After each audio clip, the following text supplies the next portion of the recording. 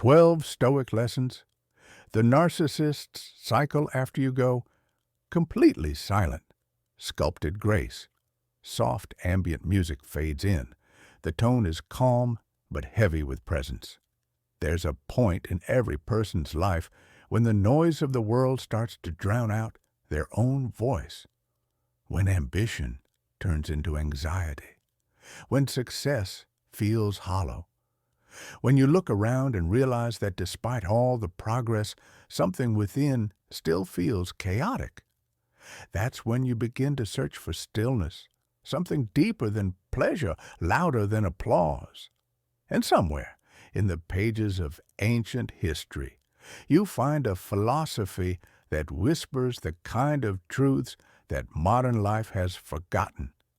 It doesn't promise happiness through possessions or status.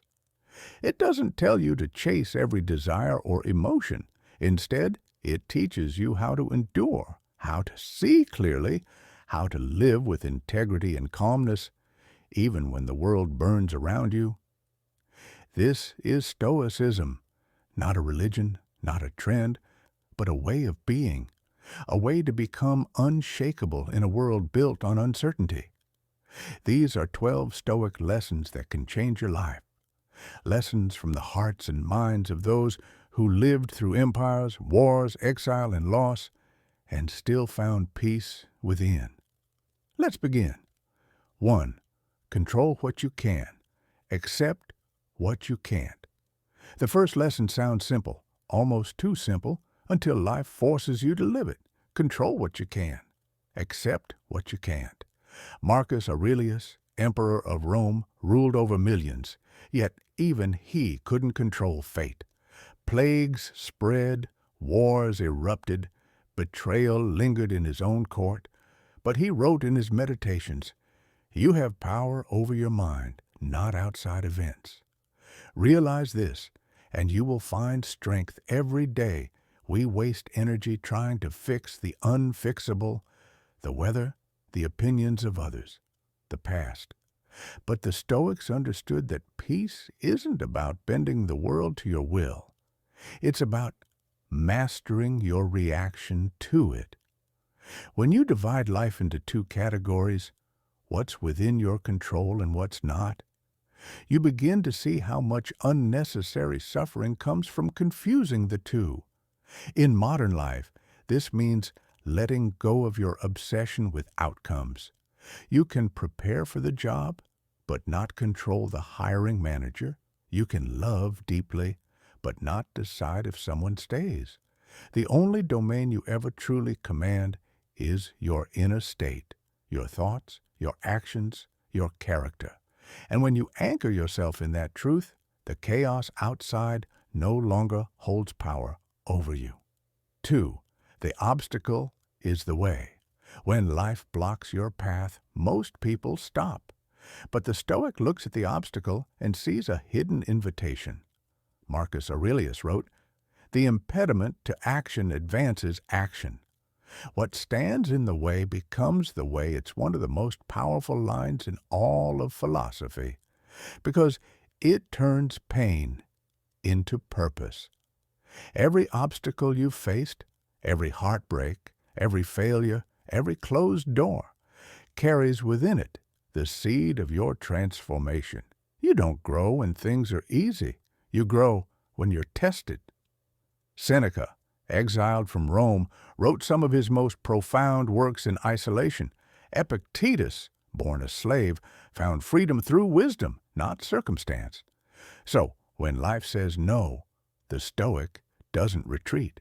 He looks for the lesson. He learns to ask, how can this make me stronger, wiser, better? The obstacle is no longer a wall. It becomes a mirror, showing you what you need to build within yourself. In your life, it might mean using heartbreak to learn compassion, using rejection to find your true calling, using failure as a map, not a dead end. The Stoics believed every setback, when faced with virtue, is fuel. The obstacle isn't blocking your path. It is the path. 3. Memento mori. Remember, you will die. It sounds grim, but memento mori isn't about death. It's about life. The Stoics meditated daily on mortality, not to be morbid, but to remind themselves what truly matters. Marcus Aurelius would tell himself every morning, "You could leave life right now." Let that determine what you do, say, and think. When you faced your mortality honestly, you stop wasting time. You stop chasing trivial arguments and meaningless possessions. You realize that everything, every sunrise, every laugh, every breath, is a gift slipping through your fingers. Seneca said, "It is not that we have a short life, but that we waste much of it."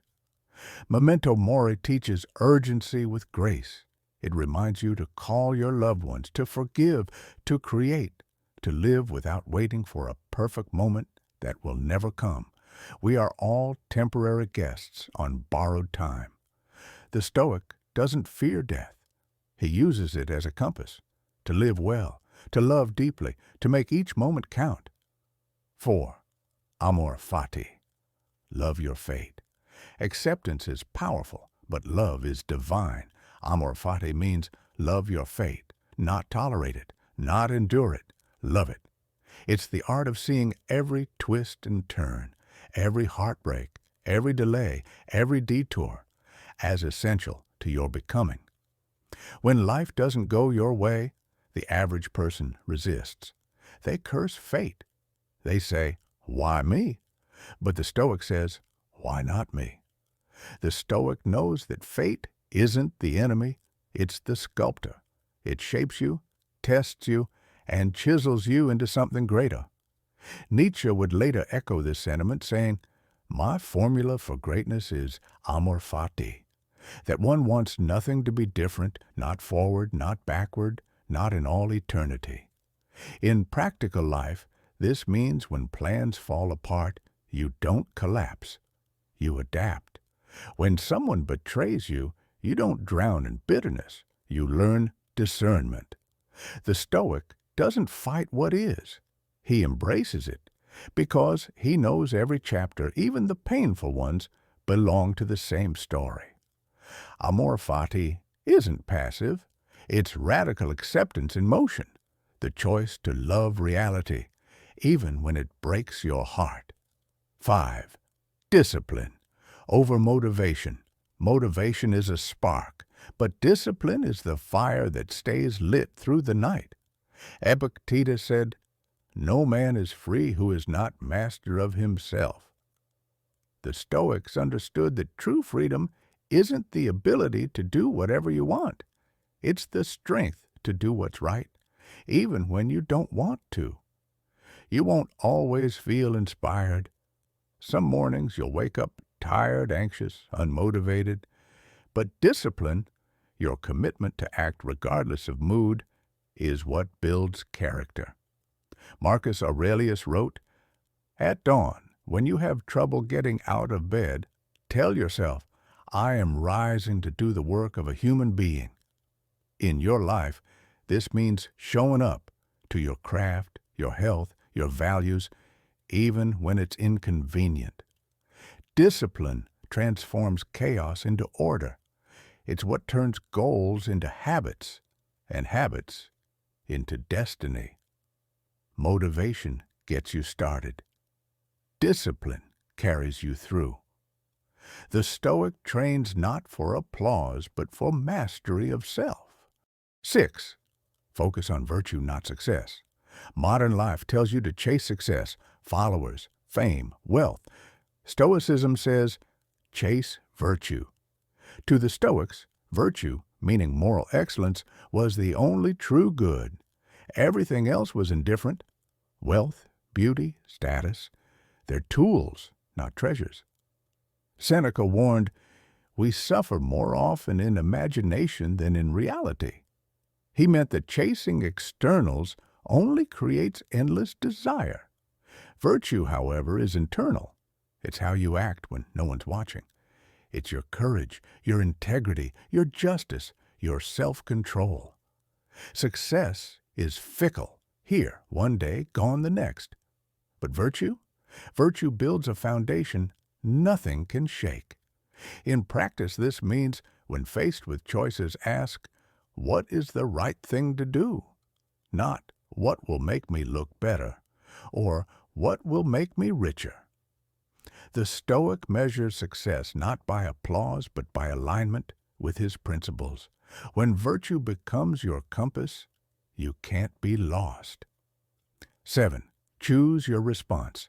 Epictetus was born a slave, beaten, and stripped of rights, yet he became one of the most powerful philosophers in history. How?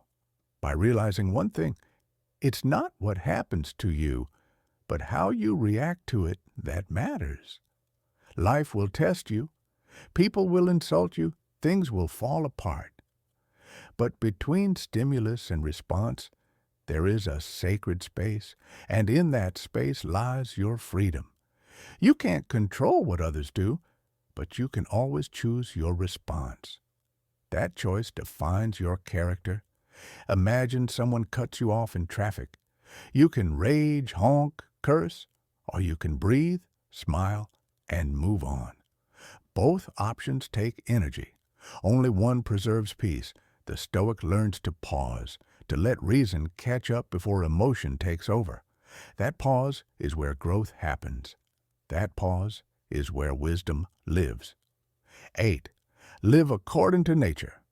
To the Stoics, nature wasn't about forests or oceans. It meant living in harmony with the natural order of things.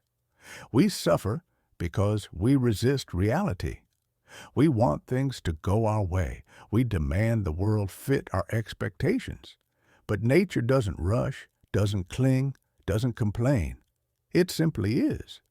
To live according to nature means to live with reason, acceptance, and virtue.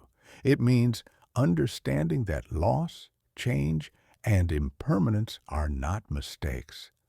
They are the rhythm of life.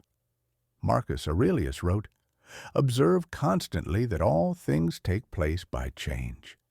When you embrace change as natural, you stop fearing it. In modern terms, this might mean accepting that people grow apart, careers shift, health fluctuates. When you live with nature, you flow. When you resist, you break. Peace comes not from controlling life, but from dancing with it. 9. Practice negative visualization. The Stoics had a powerful daily practice, premeditatio malorum, the premeditation of evils. They would imagine losing everything, health, loved ones, fortune, not to depress themselves, but to appreciate what they had. Seneca wrote, "He robs present ills of their power who has perceived their coming beforehand." By imagining loss, you build resilience. You make peace with impermanence. And when real challenges come, they don't crush you because you've met them before in your mind. It's not pessimism, it's gratitude. When you imagine the absence of what you love, your heart expands for what's still here. Try it. Before bed, imagine waking up tomorrow without the people or comforts you take for granted. Feel the ache, then let gratitude flood in. This practice turns fear into presence. It teaches you that everything is temporary and therefore infinitely precious. 10. Seek progress, not perfection. Stoicism isn't about becoming perfect, it's about becoming better. Marcus Aurelius kept a private journal where he confessed his flaws, examined his anger, and reminded himself of his principles. He wasn't performing for anyone. He was sculpting his soul day by day. The Stoic doesn't aim to never fall. He aims to rise faster every time he does. In our perfection-driven culture, people hide their flaws, but the Stoic owns them, studies them, learns from them. Progress is humble. It's one good choice after another. It's a process, not a pose. Perfection is a mirage. Progress is the path. 11. Serve something greater than yourself. Marcus Aurelius ruled as emperor, yet saw himself not as a ruler, but as a servant. What is not good for the beehive cannot be good for the bee, he wrote. To live well, you must live beyond yourself. When life becomes only about you, your comfort, your gain, your image, it becomes hollow. But when you dedicate your actions to something bigger, family, community, humanity, truth, meaning fills the void. Stoicism teaches that we're all part of a larger order. The Stoic asks not, what can I take, but what can I give? Service humbles the ego. It aligns you with purpose. It turns existence into contribution. 12. The present moment is all you have. Marcus Aurelius said, confine yourself to the present. The past is memory. The future is imagination. The only real place you can ever live is now. We waste years replaying mistakes or fearing outcomes. The Stoic knows both are illusions. Peace is found only in presence. This breath, this moment, this task in front of you. Seneca warned, while we wait for life, life passes. The Stoic doesn't wait to live. He lives fully, attentively, gratefully. Every sunrise is a reminder. Time is slipping. Don't miss it worrying about what's already gone or what might come. Now is all we ever have, and it's enough. These 12 Stoic lessons are not just ideas, they are tools. Weapons against despair, compasses for confusion, anchors in a storm. They remind us that peace isn't the absence of chaos. It's mastery of the self amid chaos. As Marcus wrote, waste no more time arguing what a good man should be. Be one, so be one. Not someday. Not when life is easier. Now. This is sculpted grace, reminding you the world will always test you, but how you respond will define you. Music fades out. Silence, then stillness.